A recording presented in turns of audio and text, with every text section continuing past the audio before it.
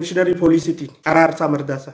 Nama 16 bosona Basaqqee jedhamu geessaniiti jilbiiffachiisanii naasuu malee ajjeesan jechuudha. Nama 39 guutuma qabdan sanuu akka jirtu cicci gootanii. Oduun tun har'aan tana kaatee mootummaatu abbootii gadaa karrayyuudhaa ajjeesee tayyattu tun nutti hin kaatu turtee hambisuu keessanii sirrii miti jedhanii ijoollee poolisaa komatan jechuudha. Hoggansa waan hojjetu hin beekne haadhoottiif ilaalaa saba isaan qabne.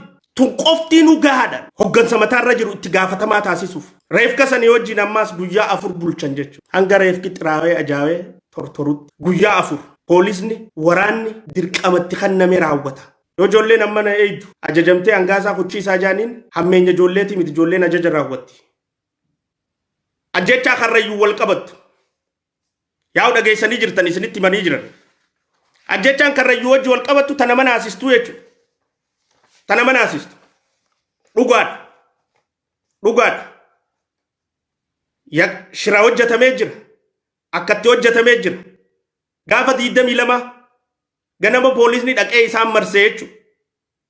Sababni poolisni dhaqeef ijoollee 5 nama laba. Kan poolisatti kijiba himeetu poolisni san fudhatee ijoolleetti dhaqee jechuudha. Gaafa 22 sadaasa 22.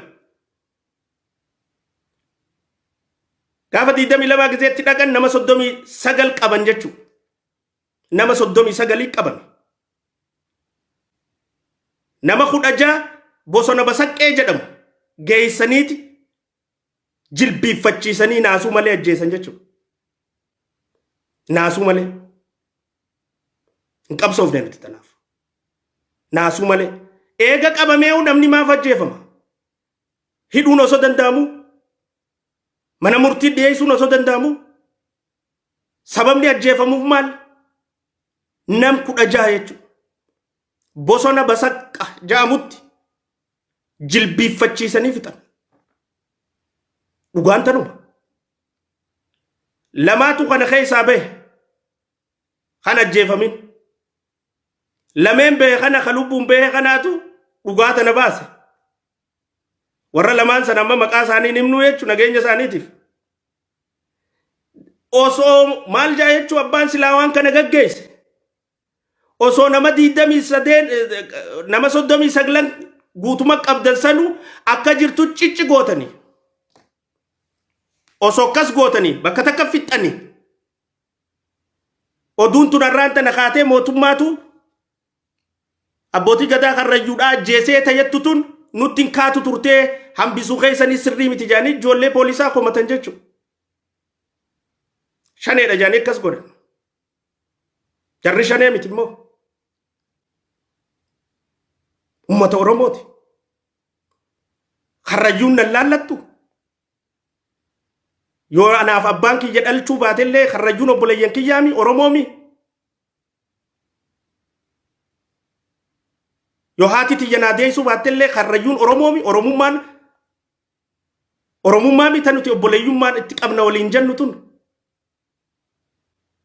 Hoggansa waan hojjetu hin beekne. Haadhoottiif ilaalaa saba isaan qabne. Haantummaa saba isaan qabne. Osoo abbootiin gadaatii fi namni 39 kun guututtu yakkamaa ta'ani. Eega takka qabaman hin dheessine. Mana hidhaa geessanii qorachuun hin danda'amu. Mana hidhaa geessanii heeraan itti muranii hidhaa teessisuun hin danda'amu yakkamaa taanaan. Cubbuudhaa jechuudha. Hin qabsoofne tanaaf. Gosa tiyya ta'uu hin qabu. Haati tiyya naa ta'uu hin qabu. Godina kiyya ta'uu hin qabu. Amantii tiyya qabaachuu hin qabu. Oromummaa qabaannaan naaf obboleessa siif dubbachuudhaaf hin qabsaawaa ture siif dubbachuun narrattis haqaa jechuun maas. Qabsoon nuti qabsaawaa turreefis tana. Kalees akkitti qabsaawaa turre kana arramma mootummaa keessa jirra jennee wanni callisnuuf hin jirtu jechuudha. Hin jirtu. Hin jirtu. Tanaafi mijiruu qananii dhiisee wanni hin biyya galeef. Hoggansi yakka fadhe gisee hojjetu. Hoggansu cubbuu fadhe gisee dalagu. Laalee callisuu. Hin garre jee bira dabruufi miti. Kaniin asitti aarsaa kafalu jiru. Rabbiinuu na taajjabaa jechuudha. Rabbiinuu eegaan dhugaan kalee Jawaar irra qabsaa'e. Eegaan dhugaan kalee Profeesar Mararaa irra qabsaa'e. Eegaan dhugaan kalee Dooktar Milkeessa irra qabsaa'e. Eegaan dhugaan kalee Shanee irra qabsaa'e. Arraas dhugaadhaan hoggansa mataa irra taa'ee akka kana hojjetu irra qabsaa'u baannaan Rabbiinuu na gaafataa jechuudha. Dhugaa tanaan nu duuba jira. Kaayoo qabsoofnuuf tanaatu nu duuba jira jechuudha. Isii tanaaf qabsoofna. Eenyu haa dubbatuuf karrayyuuf. Tun qoftii nu gahaadhaan hoggansa mataa irra jiru itti gaafatamaa taasisuuf. Tun qoftii nu osoo hattummaa nu jiraachuu baatte. Tana caalaa ammaas kan nama gaddisiisu namatti 16 ajjeesanii wanta jaan keessaa 23 hafe san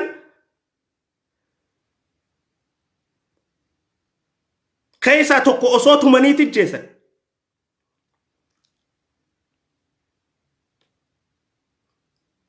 Reefka sanii wajjin ammaas guyyaa 4 bulchan jechuudha. Hanga reefki xiraawee ajaawee tortorutti guyyaa 4. An Oromoofiin qabsaawaan fuula hoggansaa bitachuufi miti. An Oromoofiin qabsaawaan bolola aangootiif miti. An Oromoofiin qabsaawaan maqaadhaa miti na biratti. An Oromoofiin qabsaawaan anumarraa dhugaadha. Eeganarraa dhugaa taate immoo xiyyaa fi kaan hin qabdu. Nu hundi tokko. Tana haa qabaachuu qabnu antummaa. Awal wallummaan qabnu jechuudha. Haan waan jibbinuuf hin qabnu. Kanaas addatti waan jaalannuuf hin qabnu. Daandiin ida'amu daandii keenya paartiin badhaadhinaa paartii keenya keessa taa'ee daandii keenya keessa taa'ee hayakka ummata keenya irra danda'u hojjetu jaala kiyya na kabaja na jaalata harkanarra kaayyata waliif bilbilla waliif lafaa ol kaana waan teekstii waliif goona wal dubbisna jabaadhu naanja waan hin fadheerraa hin harkadha je'ee yakka ati hojjetu sirraan dhiisuu jechuudha. Hin dhiisu. Kaayoon an qabsaa'u jiruutu tanaa miti. Kaayoon an qabsaa'u jiruuf ummata keenya gidiraa keessaa baasuuf sanumaan narraa dhuga. Sanumaan ammaas taniin godhu jiru jechuudha.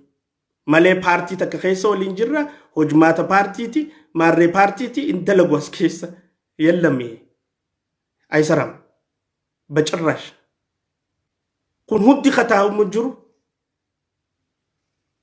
komishinari poolisiitiin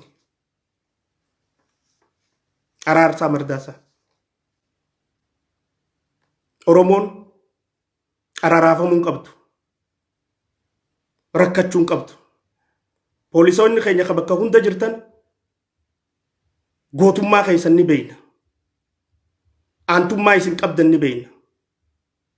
Jaalala isin ummataa qabdan ni beeyna. Tun badii teessanii miti. Badii hoggansaati. Waraanni ajajaan hogganama. Waraanni eemaraan deema. Akkatti inni leenji'ee tukkasi. Tun poolisoota dhimma kana raawwatee hin laallattu. Poolisni waraanni dirqamatti kanname raawwata. Dirqamatti kanname. Qulqulluudha poolisni naannoo Oromiyaa miseensonni hoggantoonni godinoota hoggantoonni aanaa kan magaalota keessa jiran aantummaa sabaa qabdan paartii badhaadhinaa ni jaalattan. Dhugaadhaaf qabsooftan ni beeyna isin wajji hojjechaa turre. Teessanii miti badiin hoggansa abbaa ajaja kanne. Waraanni ajajaan deema. Yoo waraanni tokko ajajamee yoo ijoolleen ammana eeydu ajajamtee hangaasaa kuchiisaa jaaniin hammeenya ijoolleeti miti ijoolleen ajaja raawwatti. Tanuma dhugaan jirtu. Akkatti leenji'anii tukkasi. So jaalala ummataa qabaachuu baadhee taammana eeguu jirtu ijoolleen poolisa. dubbii tana fittiin dubbadhu jechuu sila. I'm ready. Sodaa namaan qabu jaalala ummata kiyyaa malee. Haqaafiin qabsaa'u jiraas. Dhugaafiin qabsaa'u jiraas. Saniifiin dhugaa ummata kiyyaa dubbachuuttis jira. Dubbachuufis ta'a. Ha sodaannu tokko hin jiru. Feetee nyaara nu murta. Feetee fuula guurta. Dhimma kiyyaa miti.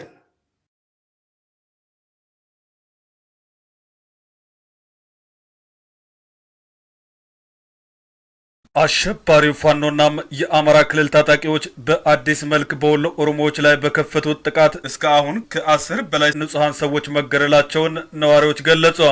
አሸባሪው ፋኖ በዘመናዊ የጦር መሳሪያ በመታገዝ ነው ጥቃቱን የከፈተብን የሚሉት ነዋሪዎቹ ማንነት ተኮር ጥቃት ነው እየደረሰብን ያለው ሲሉም አክለዋል። ጥቃቱ ከትናንት በስቲያ መጀመሩን የገለጹት ነዋሪዎች የአማራ ክልል ታጣቂዎች ጥቃቱን የጀመሩት የወሎ ኦሮሞዎችን ንብረት በመዝረፍ መሆኑን ገልጸዋል። በዚህም በርካታ ቁጥር ያላቸው ከብቶች እንደተዘረፉም ነዋሪዎቹ አክለዋል። ይህ ለአሁኑ ግጭት መነሻ ቢሆንም አሸባሪ ቡድኑም ማንነት ተኮር ዘመቻ በየጊዜው በወሎ ኦሮሞ ላይ ሲያውጅ እንደነበረም ተናግረዋል።